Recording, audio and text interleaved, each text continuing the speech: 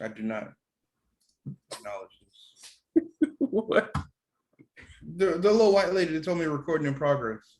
Oh, that's I'm your not with that's this your shit. blessing. Let me get my black lady back. Are you doing a who's doing the intro anymore? I don't know what we do.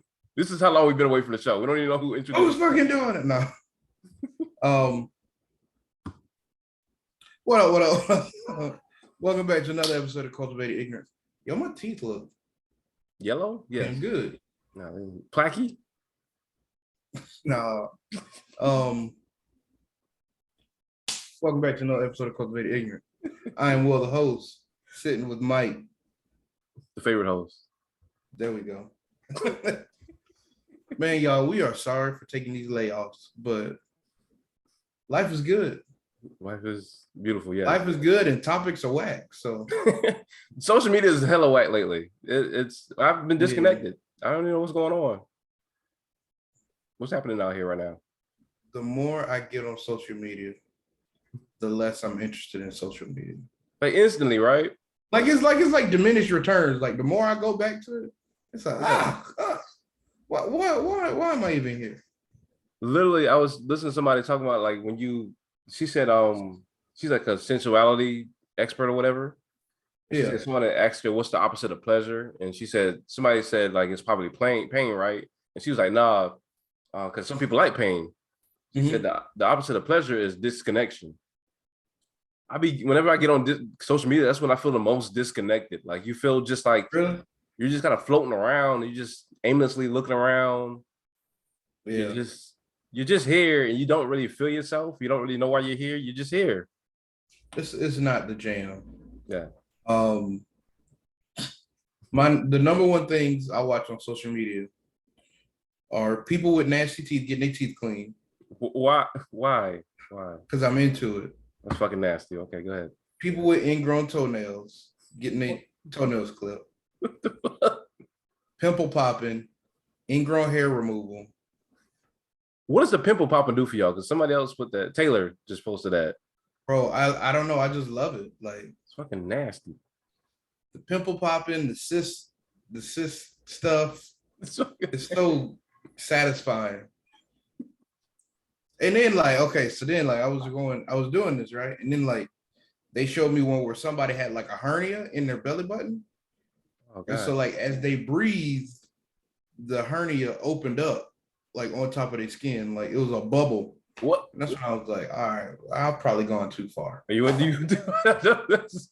shit was straight nasty. It was just epidermis flapping in the wind, bro. It was nasty. Oh my god. Yeah. But no. Yeah, man, we are glad to be back with some dope shit to talk about finally.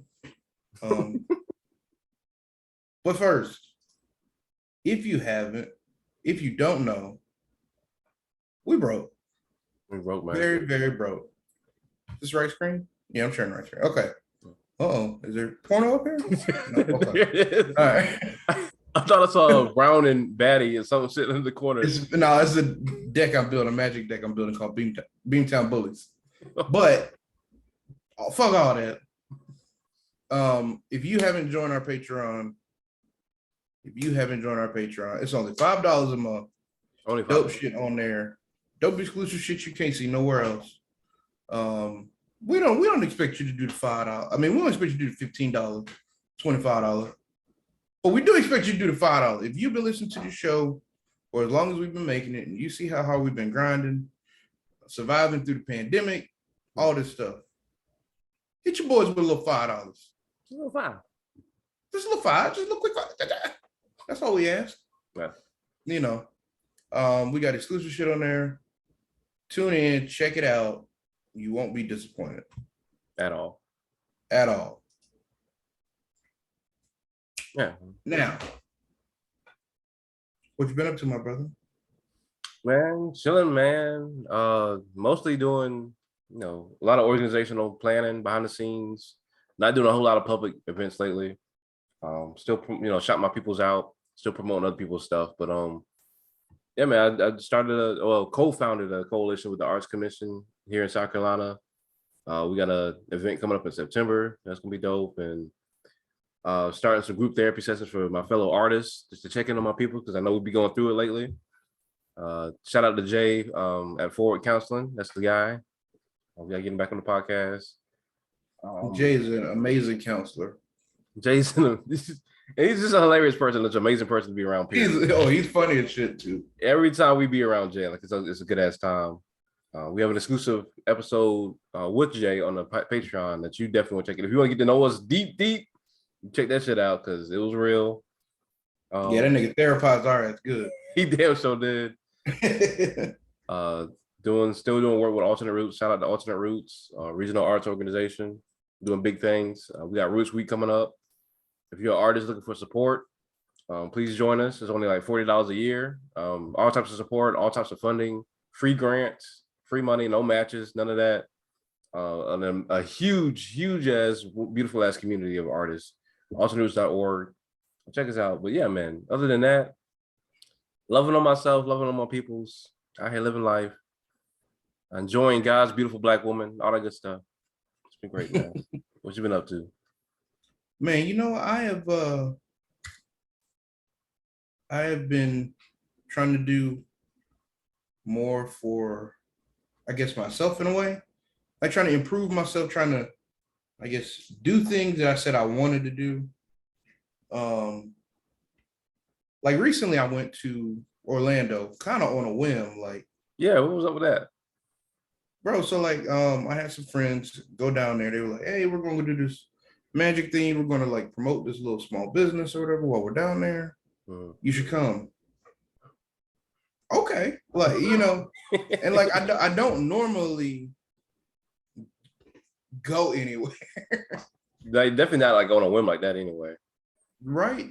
And so like I had a great time. I'll say that first off. All right. I was just kind of proud of myself for doing something that I wasn't necessarily comfortable with because a bunch of reasons I didn't want to go. Because like I didn't find out till the night before that I was able to go.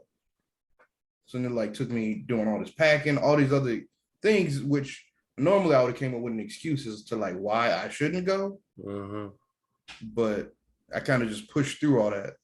And it was like the experience was just very rewarding. So I did that. That was great.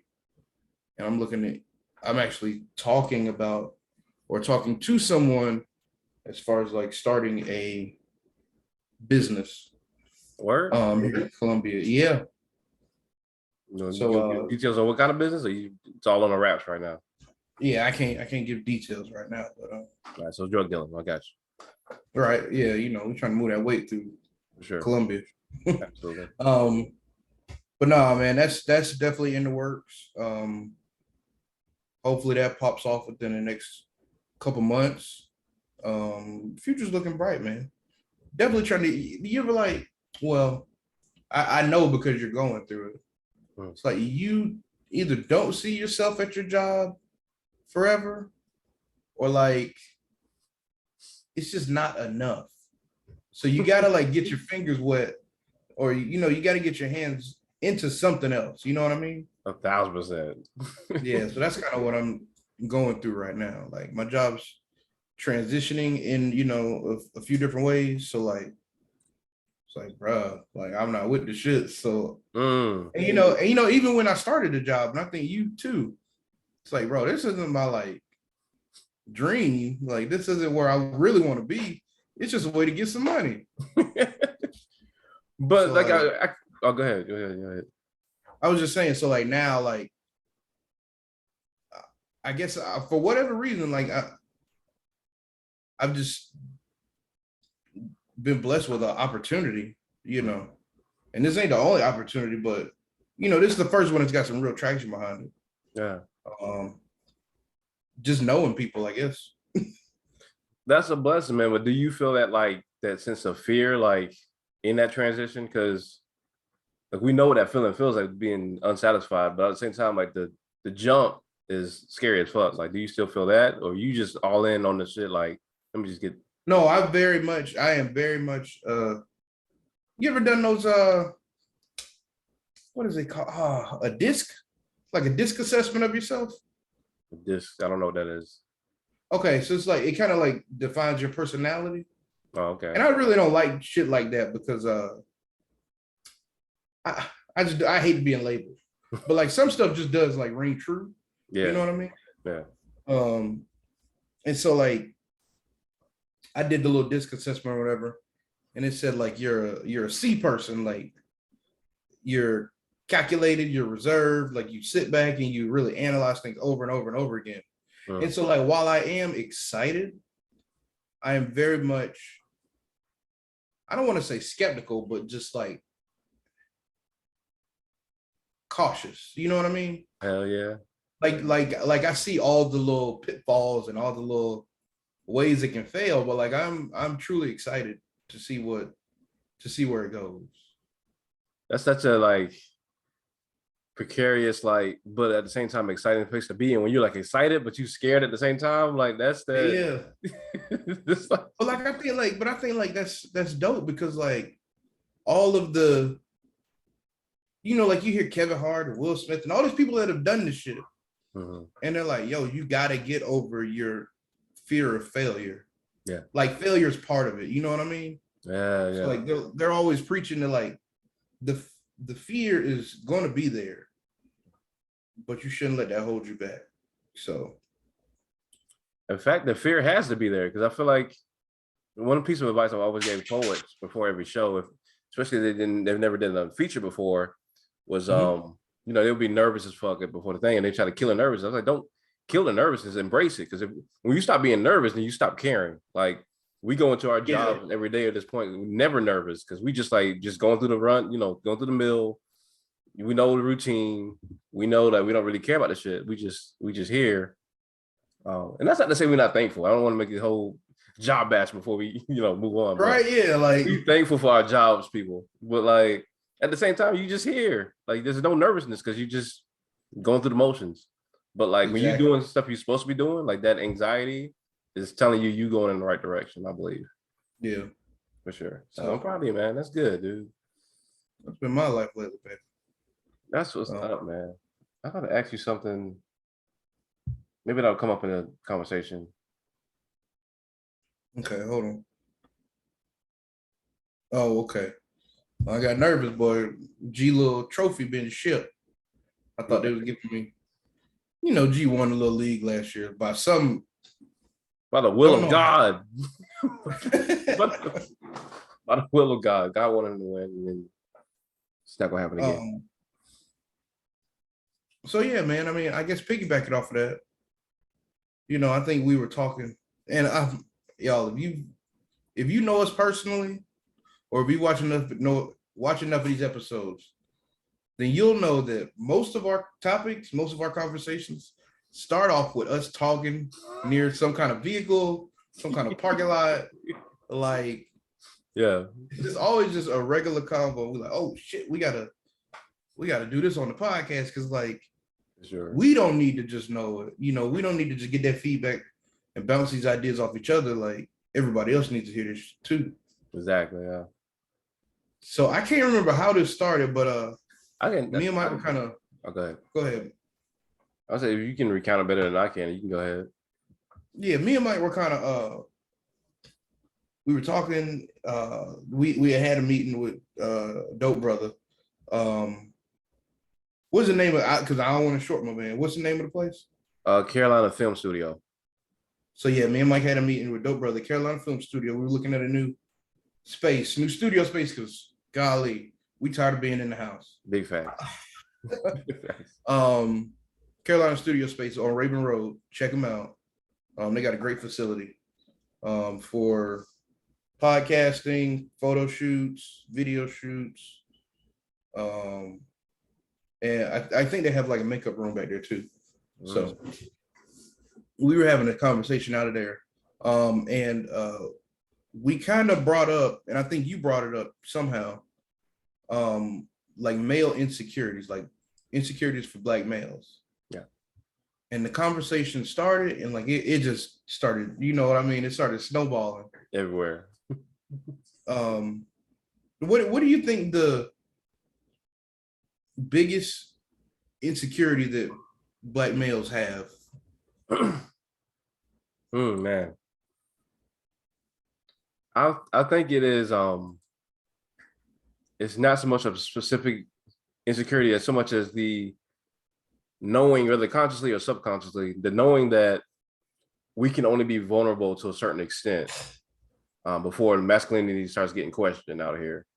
Like, I feel like we finally got to the point where, niggas can cry about something valid to cry about.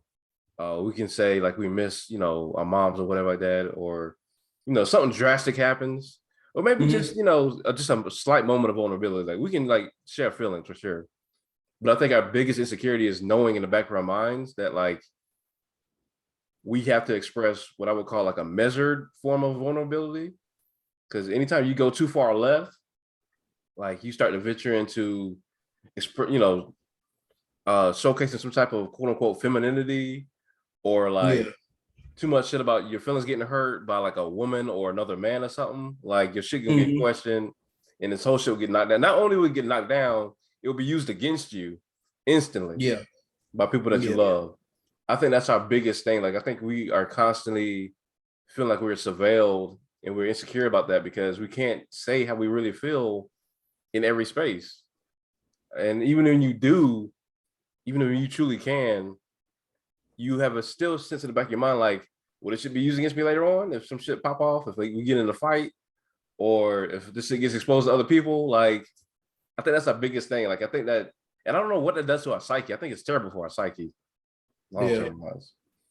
And I mean, we were talking, and like I even told you that like I've had ADHD, or I've been diagnosed with ADHD since I was 12. And like I don't think I've ever told anyone until Nigga, that day a couple weeks ago. I literally know you over 20 years, never knew any of this shit. Right. And like there's two things about it. Like I am I'm one of those people who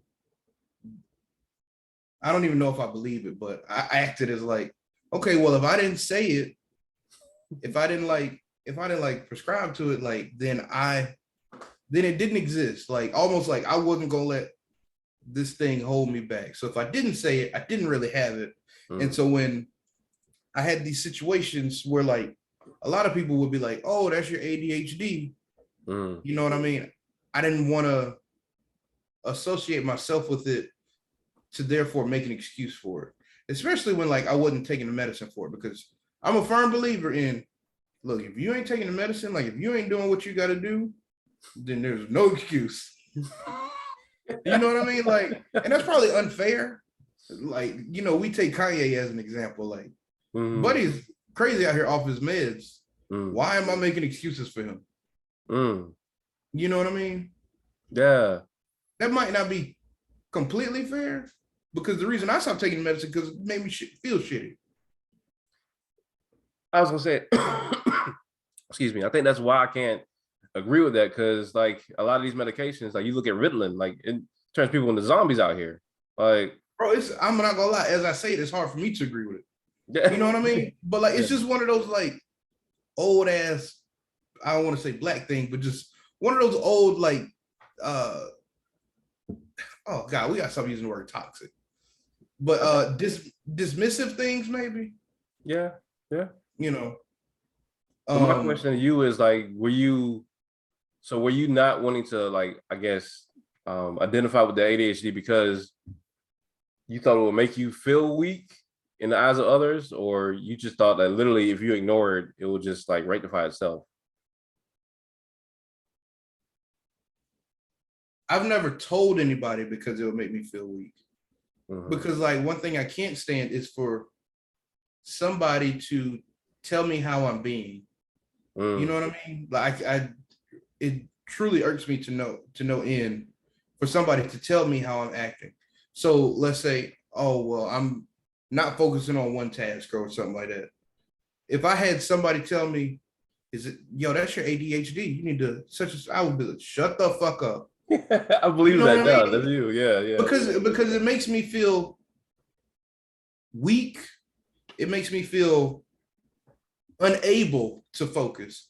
It's that like, you know what I mean? It's that I think the feeling of being unable is like almost like crippling. You know what I mean? Oh Like I feel like yeah. I'm less than a normal person. But do you think that's a masculine thing, or do you think it's just a you thing? I think that has to do. I think that a lot of that has to do with like masculinity. Mm. You know what I mean? Like I am supposed to be this rock, this you know, not maybe not perfect specimen, but you know, perfectly functional human being.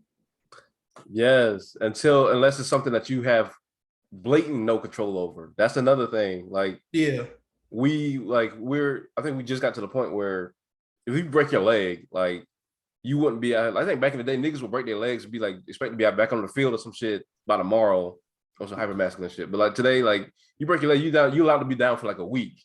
Like after that week, like you better be doing something. You know what I'm saying? bro. No lie, because like I was at high school, bro. I broke my finger. My mom had me walk around with this broke finger for like 4 weeks. Just like a broke, just I not was, wrapped up. bro, I was like, Mom, I was like, Mom, I think I broke my finger. She was like, no, you didn't. It's just jammed. What the fuck? She was just so dismissive until I complained for near a month. What the And she's fuck? like, okay, well, let's take you. You know what I mean? Like, Yeah. Jeez. it's almost just like your masculinity will get you through. That's what Whatever it I'm is. saying. That's and see you talking about just physical stuff. So we ain't even talk about the emotional stuff. Like, Oh yeah, the emotional stuff is probably far worse. nigga, I'll never forget. I'll never forget my girlfriend like years ago, who I already knew was like a baby thug at heart anyway. We were dating, whatever. And towards the end of the relationship, like, we knew we needed to break up, but like we just hung in there because we just didn't want to do it. But she started being like a whole lot less affectionate to me. Like it was complete night and day from when we started out, from when it was then. Like it just, and then what made it so bad is she had a daughter, and she had a back injury. So she would always say like she didn't want to be affectionate because her back was fucking her up and shit. She was in a bad mood. She was in pain all day. Like give her some grace. So I was like, all right, cool. But whenever her daughter was in a room, like she's picking up the baby and throwing it in the air and shit, kissing her and hugging her and shit like that. You know what I'm saying? Just all mommy mode. As soon as I get, touch her, butt or something, like I'm getting attitude, I'm getting cold shoulder. And one day I straight told her, like, nigga, you hurt my feelings, bro. Like she said something to me one day. I said I wanted to hug her or something, and she was like, "It's hot, nigga. I don't want to hug you." Like the way she said was super aggressive, and I just so felt like she hurt my feelings. And I got called all kind of bitch ass niggas and shit, bro. Like it was like what kind of bitch ass nigga talking about? Hurt your feelings, nigga? What? Because I wouldn't hug you? I hurt your Did she feelings? really go in like that? Like Nigga, shit. she got in my ass, and I was just like, remember sitting there just taking it. And I couldn't even do that whole hypermasculine, call her a bitch or something like that. Like I couldn't even do that. Like I was just like, all right, man. Well, I was just telling you how I felt, and then that was the end of it. Like that shit got me deep. Like I can't even to this day. I don't know how many men can like tell a girlfriend like you hurt my feelings straight up. I don't know. You feel like you can? Yeah, I mean, I can do it. And depending on the situation, like I don't know how well it would be perceived. But I don't know if that's me like projecting or if that's like, you know what I mean? Like if that's gonna be the reality. Yeah. But the reality is the fear is there of that's my what I'm feelings being saying. rejected. I was about to say the fact that that's even a question in your brain in the first place tells you that the issue is there. Yeah. So what made you change? But I don't think that's on necessarily my actual partner. You know what I mean? Yeah. I think that's on, I guess, society and how, it is. I agree 1,000%. It's a structural thing. It's never. I think that's the key to this whole thing. It's not an individual. Men just need to get better thing. It's you gotta. I keep saying this. You gotta change the entire culture of society to make space for people to be who you want them to be. We can't just wake up one day and decide we're gonna be this super vulnerable, soft, all loving dudes. Like you gotta make an environment to make that shit feel safe for niggas to even do in the first place. But what I was gonna ask you was what made you decide to change your mind as far as like actually saying that you have ADHD now of all time? I still don't. I think it just came up in conversation. I've more so said it to myself, and even as I say it to myself, it doesn't feel good. But I You guess know what I mean? yeah, I get that. But what even shifted to even make you even say that in conversation? Because it's never come up in conversation ever. For as long as I've known you, like it's never come up even Yeah. passingly.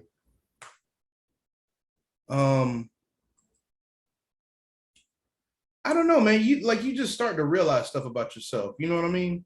Like these things that you buried for so long. You know, because I'm not gonna lie, like for me to not talk about this shit for 20 some odd years, like I had to actively bury it. You know what I mean? Yeah, yeah. And so like the same things that my mom probably saw and my teachers probably saw when I was that age are probably this. I as an adult now have the I guess, you know, I can kind of step outside of myself and see those things happening now. Um, you know, another reason I wanted to, I guess, bury it or not acknowledge it was because, you know, like you just don't want to see like or have an excuse for anything in life. You know what I mean? And so like, I felt like if I acknowledged it, then I would be almost excusing my failures or my bad traits. Damn. Rather than just fixing them on my own. Because, you know, like I am in general, lazy person. Like I'm a last minute person. I'm just, you know, average slack American. But Facts. you know what I mean? Like, but to think like if I had this shit under control my whole life, like where would I be? Like what would be different about me? Wow. Would I have been out of my mama house 10 years earlier? Would I have like made a whole lot more money? You know what I mean? Like, and it's not like, oh man, would I have been a fucking astronaut? No, like I don't know, maybe, but that's not the shit I'm concerned about. But like just the simple shit, like, would I be more focused on like certain tasks and achieving goals better? And you know what I mean? Like the smaller shit that everybody else seems to just catch on to. Yes. And when you say that, I wonder if that energy is channeling into you doing the things that you're doing now with the business thing and with the whole just going to Orlando thing. I wonder if that's like a direct impact of you reflecting on those things now. It definitely could be. I just see my behaviors now a little bit better as far as, you know, like the things, as far as like my ADHD symptoms, you know what I mean? Like you still let it happen a lot, but it's easier to recognize it now because I'm acknowledging it. You know what I mean? Like if you acknowledge something, then it's easier to see it. You know what I mean? Yes. Like I acknowledge the government shit. So it's easier to see when the government ain't being shit. Yeah. Versus like when you was 18 or 20 and you didn't see shit. Damn, but that's gotta be another podcast on a side note. Like reflecting on how you looked at the government when you were a kid versus now. Bro, it's all propaganda. It's all propaganda. Reflecting on how you looked at cops. These motherfuckers is out for themselves. Dog, the way you looked at cops or politicians in general, or like just general gatekeepers as a kid versus now. That's another topic for another night. Yeah, you're right about the acknowledgement thing. And that would kind of segue into the next question I was going to ask, which is like how do you feel like you deal with insecurities and vulnerabilities now versus like historically? I think I still deal with them for the most part the same way. Like really? I kind of just bury them, or I try and forget about them, or well, okay, no, that's wrong. That's not. I need to elaborate on that. My actual insecurities, which is probably, let's think of some of my insecurities. self-image.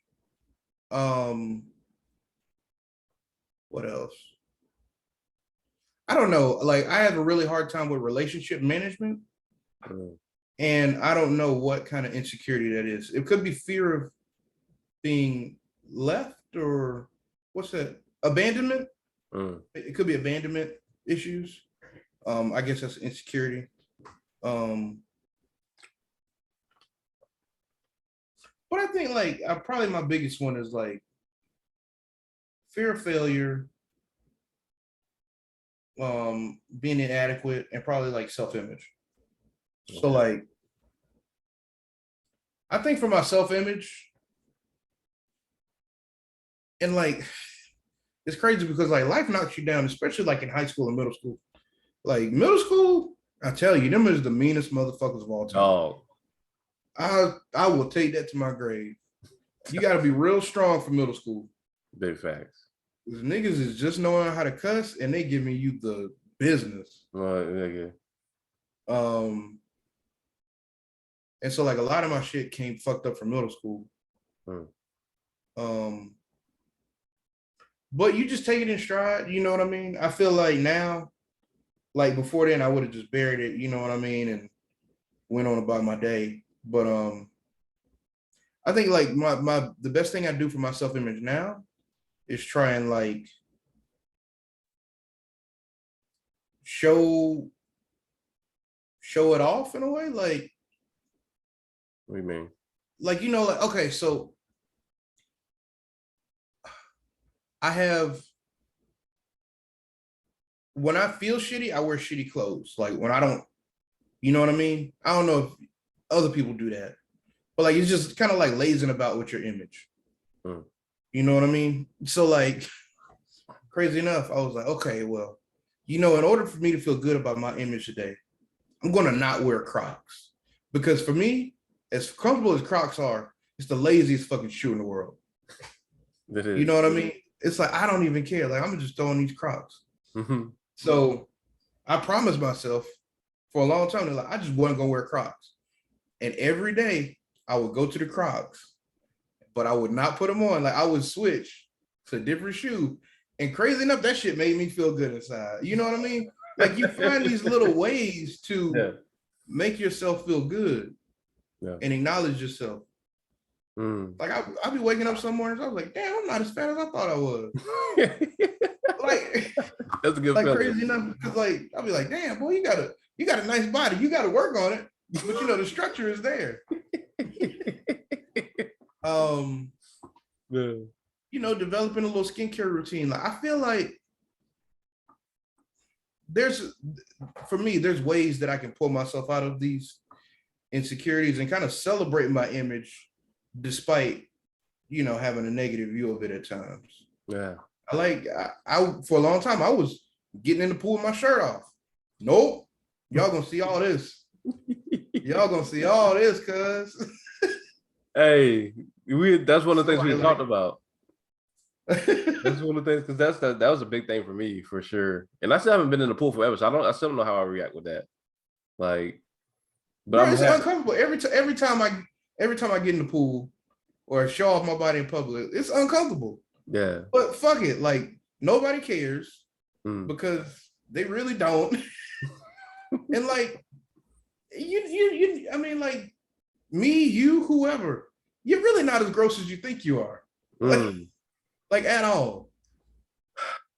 Obviously, Mike, you get girls. I get girls.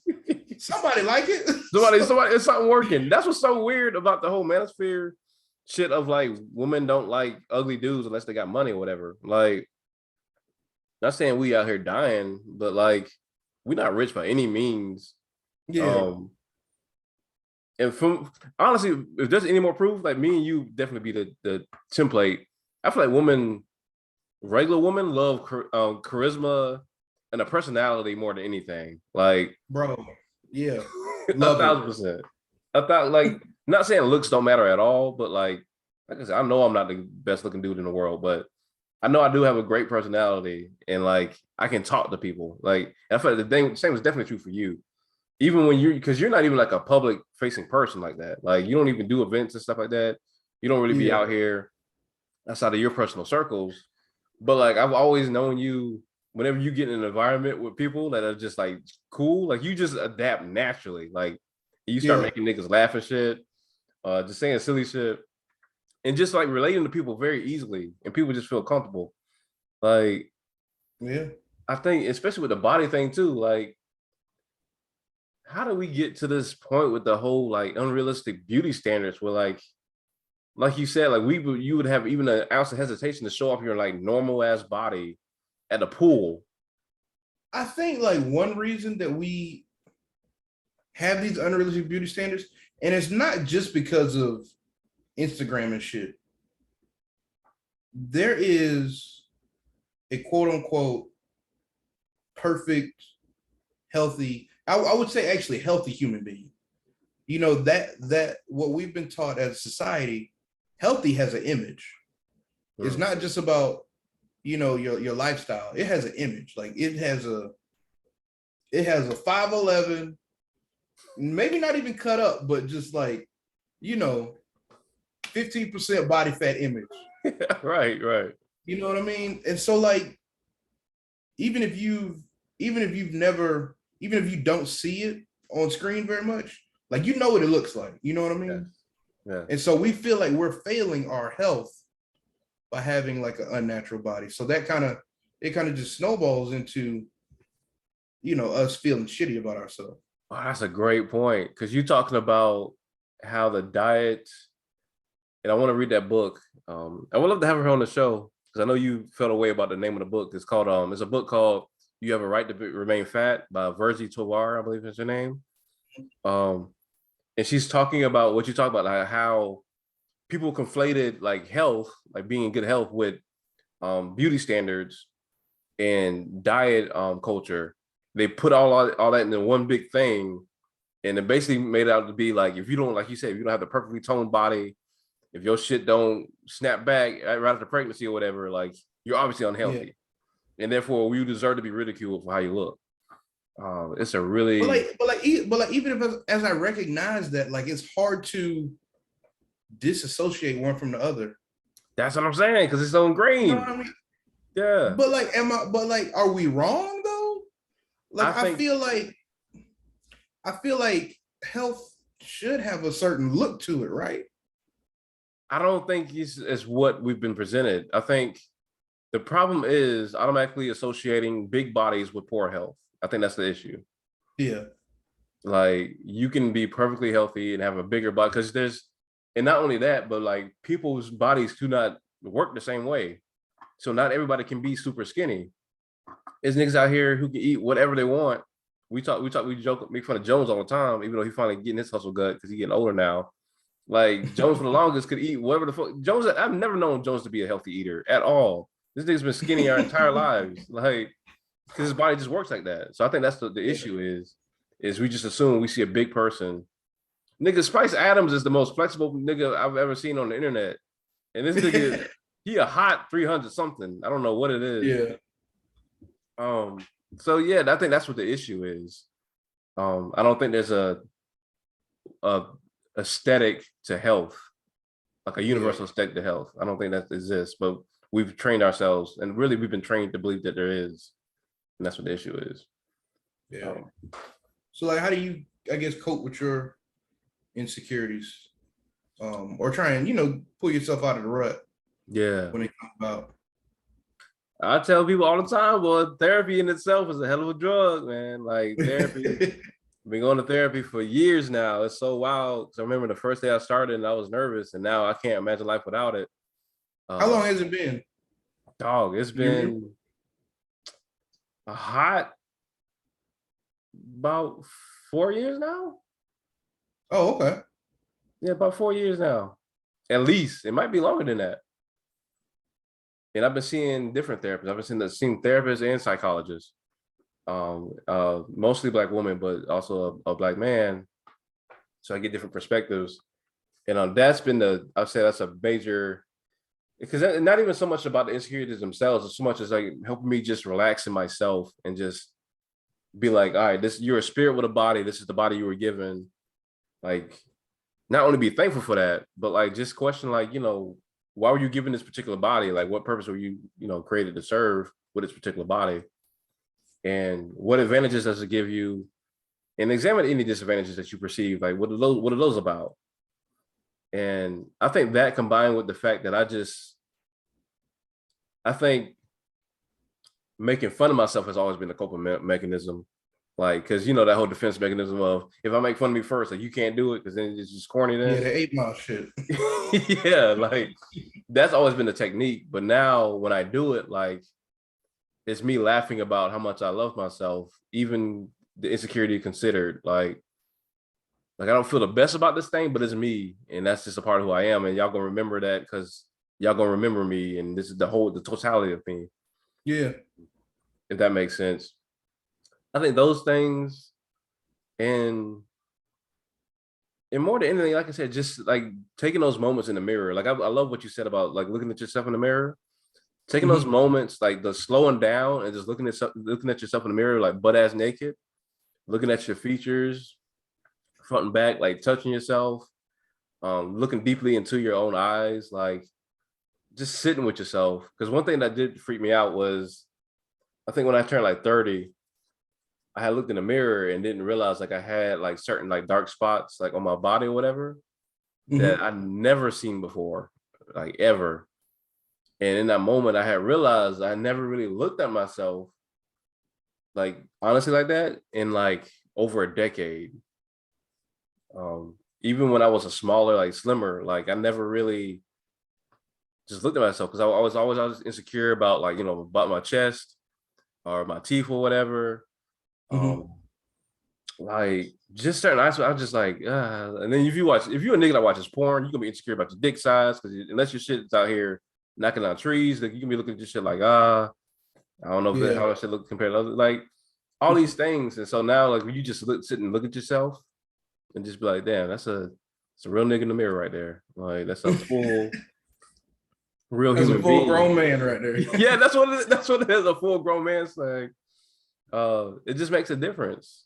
And I think it's something you take your time with if you struggle with it. I don't think you should do it all at one time because it can be overwhelming. But just little things, like you said, just like switching your shoes, like that little thing is like a whole revolutionary act, in my opinion. Like just saying to yourself, I feel bad. Let me not feel worse. Let me not feed into the dark hole. Let me just do like one little thing to make myself feel better. And the next thing you know, you're gonna change the whole shit around and you don't even remember what you was feeling bad about before. Yeah. Yeah, man. I think all those things, man. Yeah.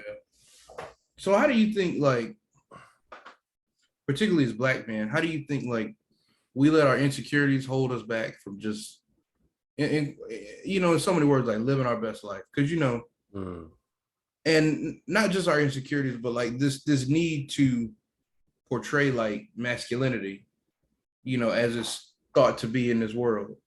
How do you think that holds us back? Because I feel like it does myself. I think it does 1,000%. Like I had watched this clip. You heard that at Love Is Blind? Not Love Is Blind. It's some Black Love. I think it's called Black Love actually. Is it like, what is it? It's a reality show about Black couples. Oh, okay. I never seen it. It was some clip I just saw where the nigga was talking about how he was one time he was balling ass nigga, but then I guess he lost his job or whatever. He was falling on hard luck, but he was always known for like being a provider of the family and in front of his girlfriend's friends and everything. And when they went out and his girlfriend wanted to go out and with a bunch of her friends, and he was like, I ain't got no damn money. And she was like, let's just go out. And they went out and they bought a whole bunch of drinks or whatever for everybody. And he was like, man, I don't know what's gonna happen. Like I can't let her pay for this shit because that's gonna make me look a fucking punk or whatever. And she literally cashed out this nigga like $400 or something right before the bill came so that he could use his. Oh, I'm about to tear you up, girl. Like I can't imagine it being that serious to where we gotta perform this hard. Stuff like that, bro. Stuff like we talked about. You think that's like a performance? Like, that's definitely. I feel like, or maybe it's like she recognized his insecurity about not being able to provide. But I think that, especially like outwardly, you know what I mean, to other people. but isn't that the performance of masculinity towards other people? Like, what does that do for you? I guess like for her, it's like I recognize who you are, and I'm gonna support who you are, even the parts that may not actually be logical. But her thought process was, I gotta make you look like the man no matter what. Like the man plays a certain role. I have to do whatever I have to do to make sure you maintain that role, to solidify your masculinity in front of everybody else, including ourselves. Even if it's some shit so trivial as me giving you money so that you can appear to pay the bill. I feel like that's indicative. Like that act in itself isn't like doing a whole lot of harm, I guess, but it's indicative of what it takes for somebody to feel like they have to keep their masculinity intact in front of everybody. And I guess my question is, what if you just release that shit? Like that's just because that's where I'm at now. Like, what if we just release these things that just feel like niggas can't cry like they need to, they can't be vulnerable like they need to, and more than anything, they can't experience love like they need to, because this shit is like impacting their relationships with the woman that they say they want to be with, but you can't be properly intimate with somebody when you're so hyper consumed with how your masculinity is being presented every second of every day. I think those are the primary ways it hurts us. And I question, like, what if you just let that shit go and just did whatever you let masculinity come out, however way it's supposed to naturally come out of you personally? I think we are too scared to let it go because that masculinity has defined us for so long. Like right. Yeah. As a whole, I guess individuals are able to let it go, but as a whole, like it's part of us. You know what I mean? Like it's a cornerstone of how we behave. For sure. So like, what's the advantage of losing a cornerstone of myself? I think that's what I say though. Like people don't see the advantage because they don't see the other side. They don't see the freedom in the other side. Like I can say as someone who is extremely vulnerable in my relationships, especially with women, like when I can just say how I feel in my conversations and just not make it a whole thing and not have to hold back, like not only do most women appreciate that, but like you just feel so much tension just release. Like it's almost like holding on to a secret. Like when you hold on to a secret that you need to tell somebody, and you just refuse to do it because you don't know how they're gonna react. But in your heart of hearts, if you tell the secret, like you will release this tension, and it might be rough. Like the releasing of it might be rough, but the other side of it is gonna be, all right, nigga, I got that shit off my chest, take it or leave it. Like I think that's what hyper masculinity is anyway. It's holding on to the secret, like I don't want to say who I really am because I don't know how you're gonna take it. But like once you get to be who you really are, you're free. And yeah, so many people might fall off along with that, but did they really need to stick around after that in the first place? Yeah.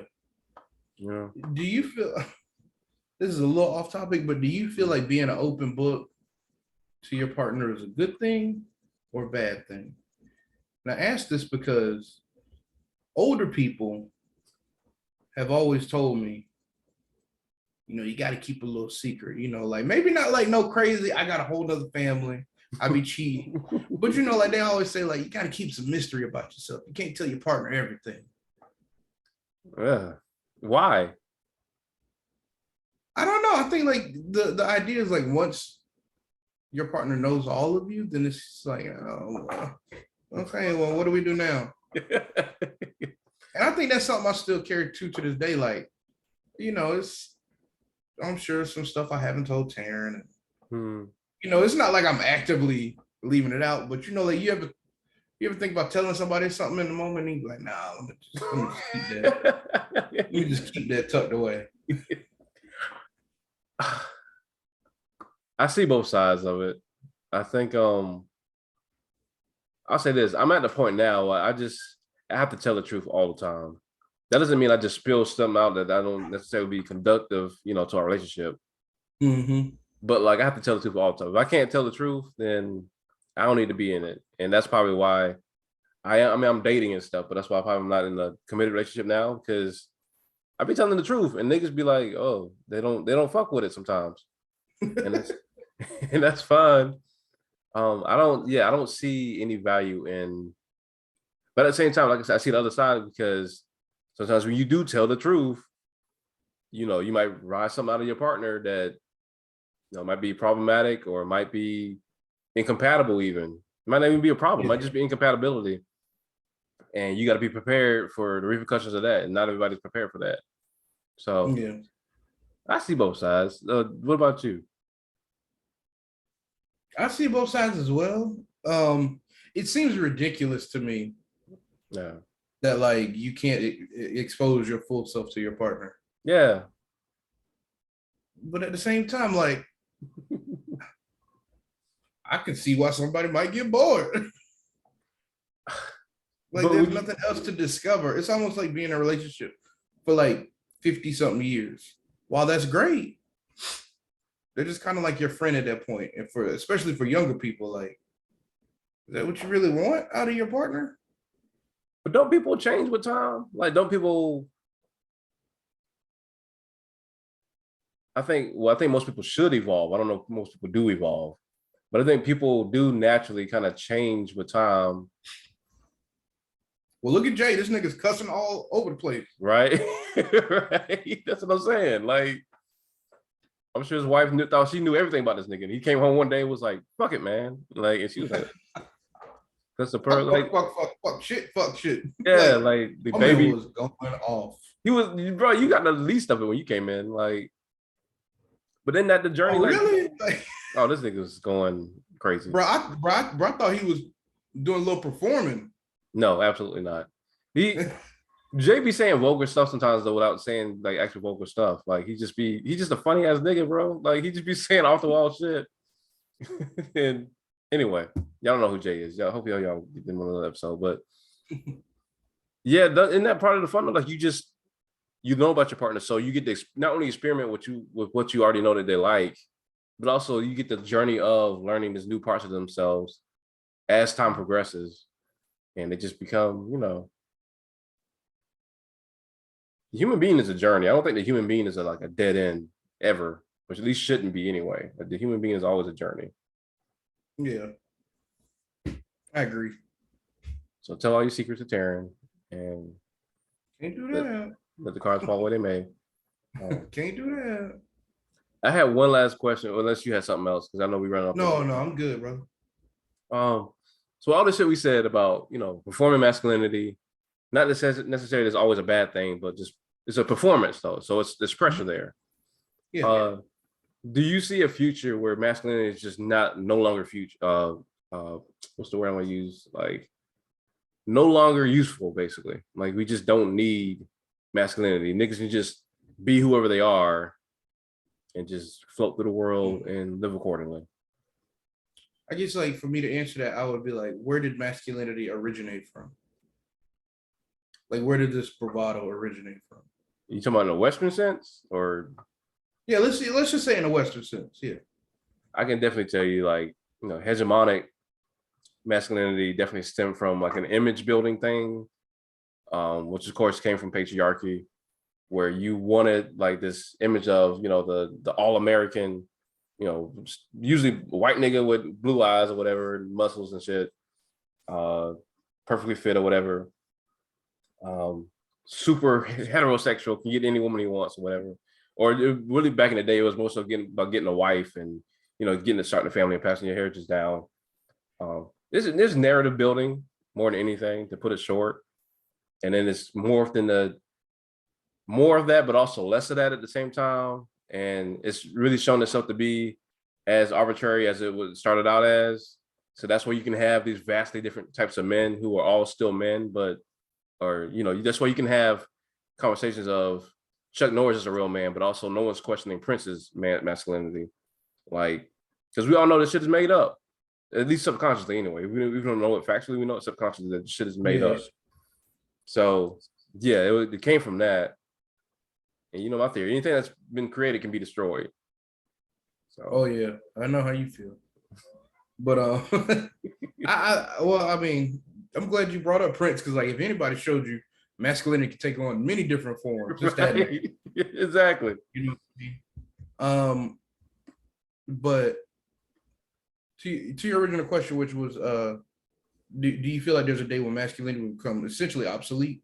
Yeah. Um, I don't know, man. I think so many people are invested in the shit.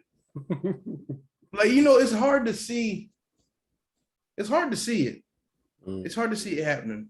While I do think it's necessary, I don't know what that timeline looks like for it being dissolved. The same way I feel about race.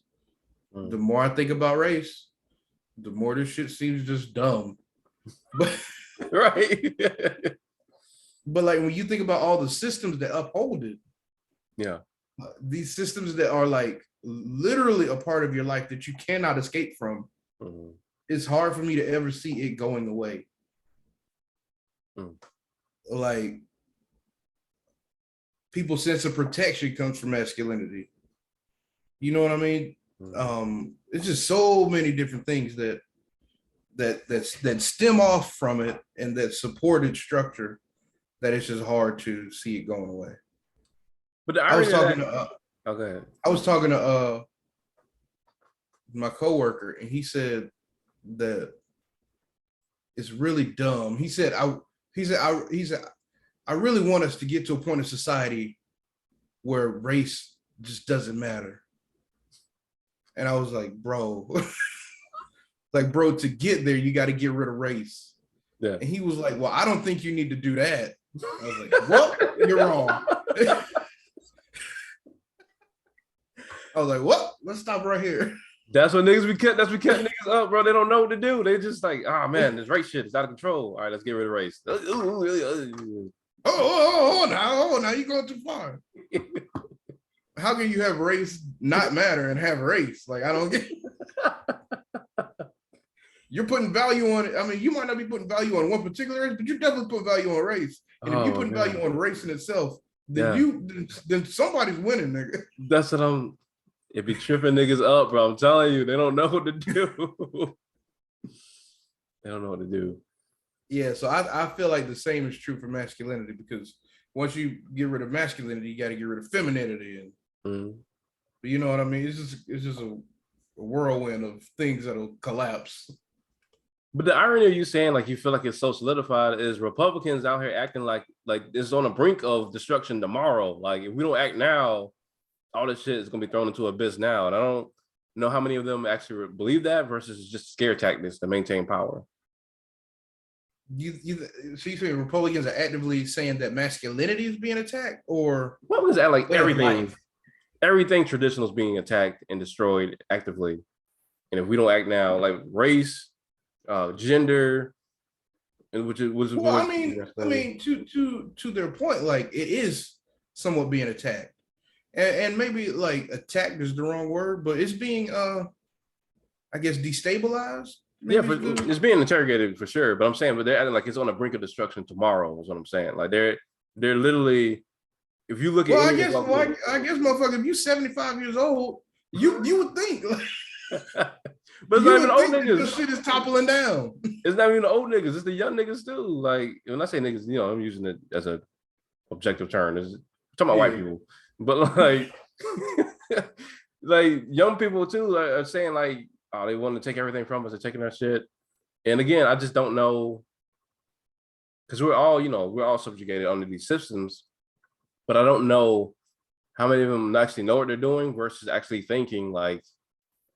Masculinity is like there's a reason like that's why The Boys is so fun and popular because it's a great depiction of like Republicans' fear of masculinity, femininity, religion, all these things being just on the brink of destruction. Like literally tomorrow, if we don't take over this shit. I think it's unfair for you to say Republicans because there's a lot of Democrats that feel the same exact way. And I have not ventured outside of the South much in my life. So I only know the South. But I would imagine that anybody invested in the societal norms that we have, you know, men not being gay, you know, women, you know, wanting to bear children, you know, all these things that, you know, are just norms to us. You would feel like, and whether you feel like it's right or wrong, way of life is changing. Yeah. You know, the way we view things is changing. I'm not really against trans people. I'm not really against gay people, but for me, shit's changing at somewhat of a rapid pace. Yeah. I'm okay with it, but you know, I could see why, especially older people who are more invested in keeping things the same, I can see why they would be, you know, legit scared or whatever.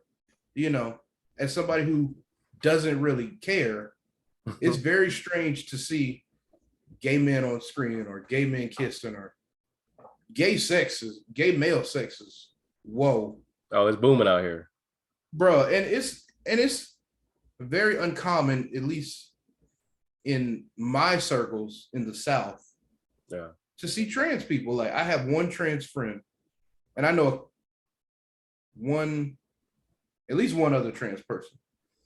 And you know, like while I support their lifestyle, it is, I'm not gonna say jarring, but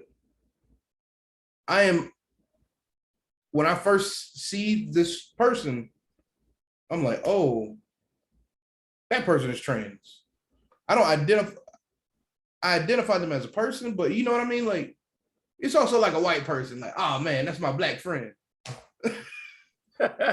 You know what I mean? Like, it's just one of those things where like you're not used to something. Yeah. So it's awkward to you to be in contact with it.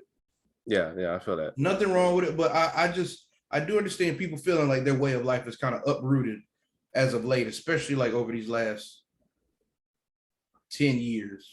Oh, thousands. No, it's absolutely valid. It is. I think the like you said, the kind of like the jarred feeling of like, oh shit, what's going on? I think that's completely valid because that is happening for sure. Yeah. It's just the rhetoric around it that they build. And the only reason I say Republicans is because I don't know Democrats to be doing scare tactics about it. I know that a lot of Democrats consider themselves like either liberals or centrists.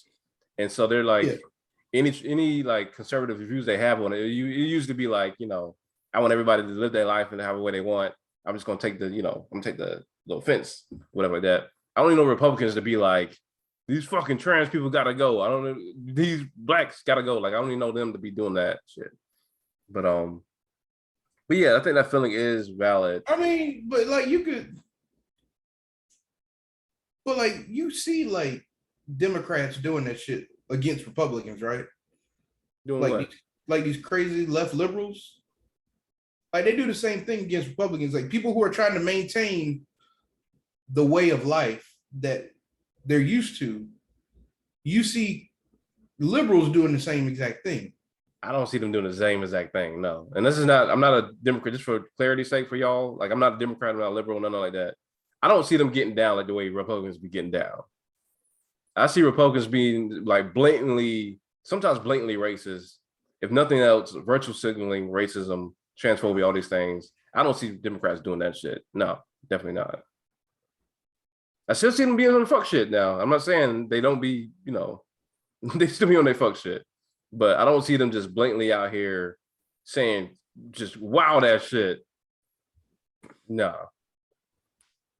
I mean, I would assume that like most of the people who work for PETA, the PETA supporters are liberal, and they be throwing paint on niggas with their furs. So like, I mean that's you know what I mean? Like that's one thing. You know, if you actively killing animals, I think that's one thing. Oh, here we go. That's not even. I'm not even defending. Nigga, I didn't kill the animal. The animal was dead before it got on me, baby. Why you sound like the nigga wearing the shit? Actually, like, I was trying to talk like Dave. But I'm just saying, like, I think people are crazy on both sides. Now, Republicans are a little bit more overt with their shit sometimes. For sure. But I think that's because that's what gets publicized by. Boy, I hate to say it. I hate to be on Donald Trump's side, but like a lot of social media, CNN, all that shit's pretty much liberal. You know what I mean? Yeah. Because it pays for them to be liberal. I agree with that. But also, like, Republicans are historically, I don't know what my shit's going out of focus all of a sudden. Historically, I was say because you're ugly, but I don't want to feed into. We just had had this progressive ass conversation, and you just reverted the whole shit back. I don't know. I'll fix it later. I think this. I don't know what happened to my autofocus. This shit just turned off. Well, what if I turn it off and turn it back on? All right, let's see. There we go. Hey, classic IT trick. I think historically, Republicans and self-proclaimed conservatives are more invested in conservatism, which is conserving, racist histories, and homophobic histories, stuff like that. So they can be more populated. That's why Republicans can really, literally run off of anti-CRT rhetoric. Like they can just say blatantly, "Don't teach our kids about slavery." They can say that easily and have no problems at all. Like I don't see Democrats doing shit like that. Again, like I said, I do believe, yes, there's irrational people on both sides, but I feel like historically speaking, niggas like Bill O'Reilly talking crazy and fucking AOC talking crazy is two different shits completely, in my opinion. Is it because you support? Because you're liberal yourself? I'm not liberal. I don't even fuck with AOC like that. Like this nigga had. I don't either. Isn't she a billionaire? I don't think she's a billionaire. She's a millionaire at the very least. She's a bitch. A whole millionaire wearing a dress at the Met Gala saying "Eat the rich." Like, nigga, get out of my face. Like, what are you talking about? Like, you are the rich. So anyway, but yeah, to the question, I appreciate your answer. I do think we will get to a point, just like a lot of things, like we just no longer find it useful. And this has historically happens all the time. Like there's shit that we used to do back in the day that we just know was fucking foolish, and we just threw the shit away. Like I think the same thing can be happening with this. Like I think we'll definitely get to a future where it's like, why we be reading history books was like niggas is out here calling themselves high value men and doing what? Like I think we'll look back on that and just think that shit's goofy as fuck and move on. We probably will. We probably will. So, yeah, man, this is a good talk. We can talk about this. This is how the conversation be happening, man. We can talk about this all. This is why we taking so long. Like all this shit is organic, y'all. We don't be planning this shit out. Like we really just be trying to have real conversations. So yeah, man, I appreciate it. Do you want to shout out your thirst real quick? Ooh, thirst of the week. Now, I'm gonna let y'all know now. I was gonna go with Her Holiness Beyonce. Oh my god! But Mike told me I couldn't do that. That shit was too easy. Fucking cop out. So we are gonna do. All right, we are gonna do Miss Fouché. Oh Lord, who's that? Miss Fouché is an R&B artist. I don't even know if I would really consider her R&B because she has some. It's not. I'm gonna say alternative artist. Okay. She's an alternative artist. I found out about her because she was on Vince Staples' album "Take Me Home." She was on the song "Take Me Home" off of Vince Staples. Oh, nice. "Take Me Home" was my favorite song on the fucking album. So Ramona? Huh? No, this is off of Vince Staples. Oh, it's off of the album Vince Staples. Oh, I remember that song. Okay, I know what you're talking about now. Yeah, it's my favorite song on the album. Nice. But she's incredibly dope. She just had a song. She just had a feature. It was her and Steve Lacy. Steve Lacy's a dope ass artist too. Yeah, he don't get enough credit. He doesn't. So yeah, that's her and Steve Lacy. She just recently had a single drop. I'm Fine. Dope. Check it out. Like she's fucking amazing, and she does not get the credit she deserves. Wow. Yeah, she's super cute. She got this little button nose. She's cute. This little button nose. So yeah, man, check her out. She's got this really dope song called Deep End. And it also has a freestyle with it. Crazy Crazy. Very good artist. Check her out. Fouché Live, FOUSHEELIVE on Instagram. She got her little link. It ain't no OnlyFans like on here like y'all want, but right? What I'm looking for. The link broken. Why is the link not? Oh, there we go. Yeah, it's just a link to her new single, I'm Fine. Check it out, man.